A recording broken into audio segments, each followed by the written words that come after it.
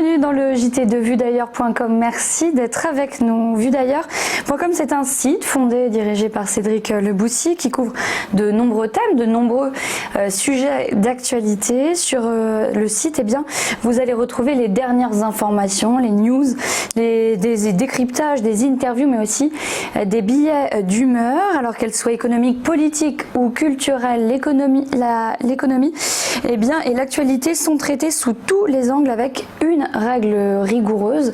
C'est d'ailleurs le slogan du site. Les opinions sont libres, mais les faits sont sacrés. On va commencer dans un instant avec l'actualité internationale, avec le Japon donc qui réfléchit à l'avenir de ses têtes grises, alors qu'en 2023, une personne sur 3 dans le pays aura 65 ans ou plus. Et bien, se pose en parallèle la question d'une pénurie de 8 millions de travailleurs, selon les estimations du gouvernement.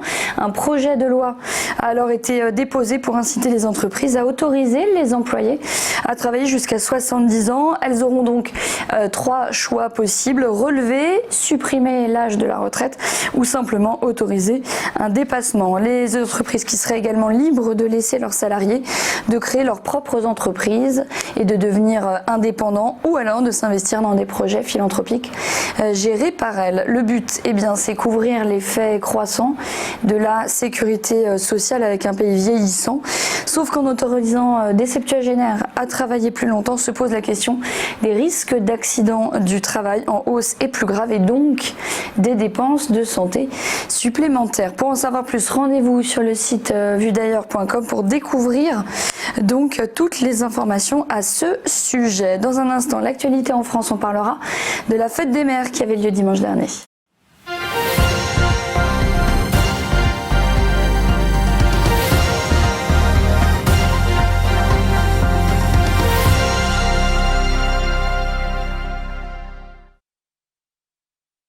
On s'intéresse à la traditionnelle fête des mères qui avait lieu dimanche dernier. Tradition, oui, mais aujourd'hui les familles sont multiples, avec des parents célibataires, des couples de parents de même sexe ou encore des familles monoparentales. La famille française a plusieurs visages. Le site Vue d'ailleurs propose une réflexion sur l'évolution souhaitable de cette fête des mères. Par exemple, dans l'enseignement, certains professeurs des écoles proposent ainsi une fête des parents plutôt qu'une fête des mères, ou alors une fête des pères, afin de ne pas genrer cette journée et d'éviter la mise à l'écart de certains enfants, éviter certains chagrins.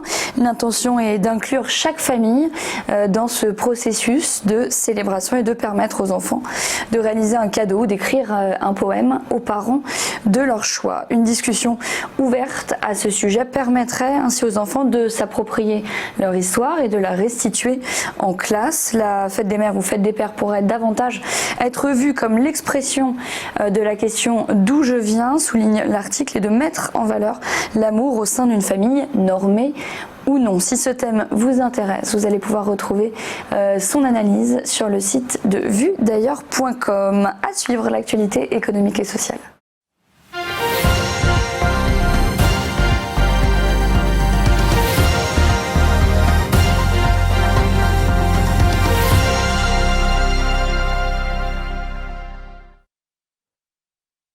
L'actualité éco et sociale avec la journaliste Aude Kershula qui est avec nous en plateau ce matin. Bonjour. Bonjour Aude. Avec vous, on va s'intéresser au tourisme. Alors la France, on le sait, Bruno Le Maire l'a annoncé, la France va perdre 11%, 11 points de PIB. Parmi les secteurs les plus touchés, donc le tourisme qui contribue pour une large part à notre économie. 2020 s'annonce donc comme une année catastrophique, une année noire, et ça peut peser lourd dans la balance, ce tourisme. Mais oui, parce que le tourisme, ça pèse pour 7% du PIB en France, en moyenne, parce qu'en fait ça dépend des régions. En Corse, c'est par exemple 30%. Alors habituellement, on a 89 millions très exactement de touristes étrangers qui viennent sur notre territoire passer des vacances. Cette année, on le sait, le tourisme sera plutôt franco-français. Le nombre de touristes étrangers va s'écrouler. Il y aura donc plus cette manne financière. C'est un coup d'arrêt pour un secteur qui était promis pourtant à de belles années de croissance, parce que On avait eu le développement du low cost, la mondialisation, le digital, Airbnb, tout ça, ça avait facilité le fait de voyager. Les professionnels du secteur, eux, ils s'attendaient à des années de croissance pleine, 3 à 5% par an, c'était ce qu'on espérait. La plupart des entreprises, en plus, elles n'avaient pas peur d'une crise parce qu'elles étaient diversifiées, donc on pensait que tout ne pouvait pas s'arrêter à un même endroit. Il pouvait y avoir une guerre, une catastrophe climatique, mais ça aurait été localisé. Et donc les Américains comme Hilton, Marriott, à la fois les Chinois, mais aussi les Européens comme Accor étaient plutôt protégés pour les grands groupes. Aujourd'hui, ce sont des entreprises qui sont en crise. Elles ont pratiquement toutes revu leurs anticipations de résultats. D'ailleurs, hier, Accor a frôlé la sortie du CAC. Il y a eu le comité scientifique qui s'est réuni. Finalement, Accor est resté dans les plus grandes valorisations françaises, mais on n'est quand même pas passé loin. Alors, comment le tourisme peut-il espérer se remettre de cette crise et quand ? Oui, parce que le secteur a été à zéro en termes de chiffre d'affaires pendant presque 3 mois. Alors les entreprises font beaucoup de lobbying politique et ça marche parce qu'en plus le tourisme est un secteur qui est créateur d'emplois et d'emplois non délocalisables, l'hôtellerie, la restauration. Alors lobbying pourquoi ? Pour les réouvertures, on va le voir de plus en plus sûrement sur Paris ces prochains jours dans les restaurants de manière normale. Puis pour des prolongations de mesures de soutien, il y a eu le plan de relance le 14 mai, annoncé par Édouard Philippe, où il a confirmé que les Français pourraient partir en vacances dans le territoire. On a parlé de 18 milliards d'euros. Alors en quoi ça consistait ? En la prolongation des mesures de chômage partiel pris en charge à 100%. Ça, c'est le seul secteur qui bénéficie de cette mesure. Des apports de liquidités, que ce soit en prêts garantis par l'État, qui sont toujours accordés par les banques, ou par des investissements en fonds propres. Ça, c'est accordé par la BPI ou par la Caisse des dépôts. Et puis depuis hier, on a beaucoup parlé de cette mesure, mais c'est actif depuis hier. On peut utiliser en restaurant le ticket restaurant jusqu'à 38 €. Donc on vise donc vraiment à encourager la consommation. C'est donc le client qui décidera de faire repartir le tourisme. Merci Aude Kersulek. Plus d'informations évidemment dans votre article qui est à retrouver sur le site donc vuedailleurs.com. À suivre, c'est l'actualité culturelle. À tout de suite.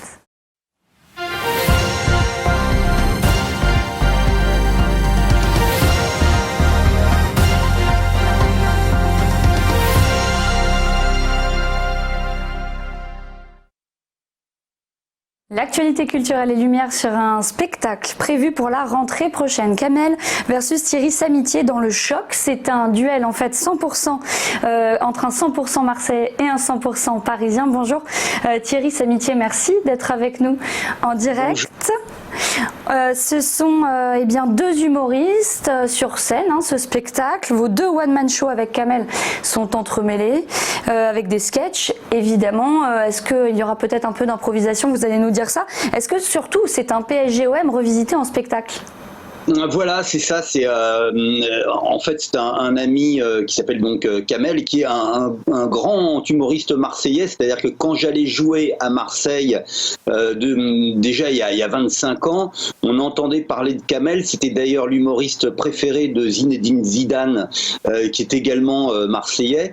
Et en fait, on s'est rencontrés il y a 1 an et on s'est dit, je lui ai fait la proposition. Je lui ai dit, écoute, moi j'ai un personnage très parisien, c'est-à-dire un petit peu coincé, un petit peu introverti, le personnage de la série Nos chers voisins, c'est-à-dire un mec plutôt coincé. Lui, il a un personnage très marseillais, très extraverti, et on s'est dit que la confrontation des 2 univers pouvait être vraiment intéressante pour nous, pour le public, et puis moi j'adore Pagnol, j'adore Prévert, et voilà, ça va être la confrontation un petit peu Paris-Marseille. On s'est dit qu'on allait faire un spectacle là-dessus. Alors bien sûr, il y aura nos sketchs respectifs qui vont être nos points d'appui parce que on sait où ça fonctionne, mais il va y avoir bien sûr toute une dynamique, c'est-à-dire des improvisations, une mi-temps, un match en fait.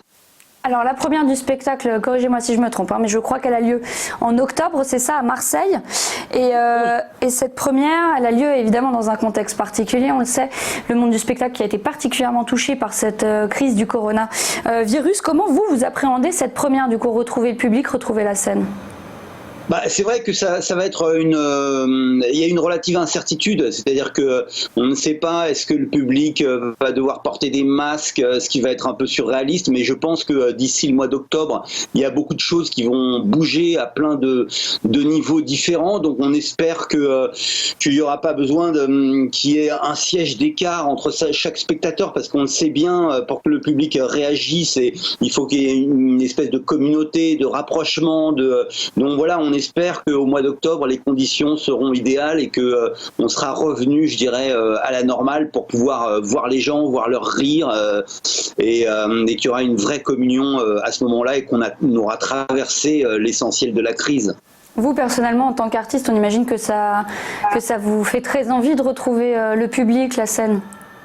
Oui, bien sûr, puisque en fait beaucoup de mes dates ont été reportées justement au mois d'octobre et au mois de novembre. Donc moi je suis également auteur, hein. J'ai beaucoup écrit pour la télévision, j'écris pour Scène de ménage, j'écris pour En famille, j'écris donc je suis revenu un petit peu vers l'écriture.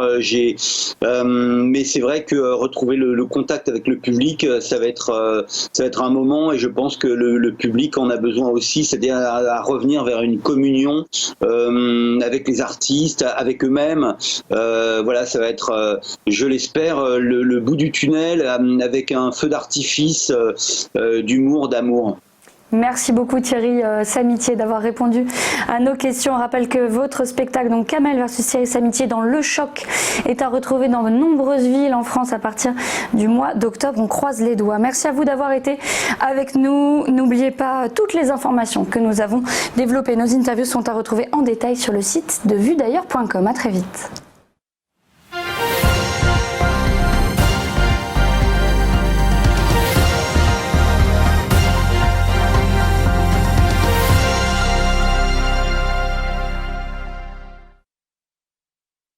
Bonjour à tous et bienvenue dans notre émission Entreprise et Innovation, votre rendez-vous innovation, développement économique et enjeux du digital sur TV Finance. Tous les jours, TV Finance met en lumière une société, un projet, des hommes et des femmes qui font l'entreprise d'aujourd'hui et de demain dans un monde en perpétuelle évolution.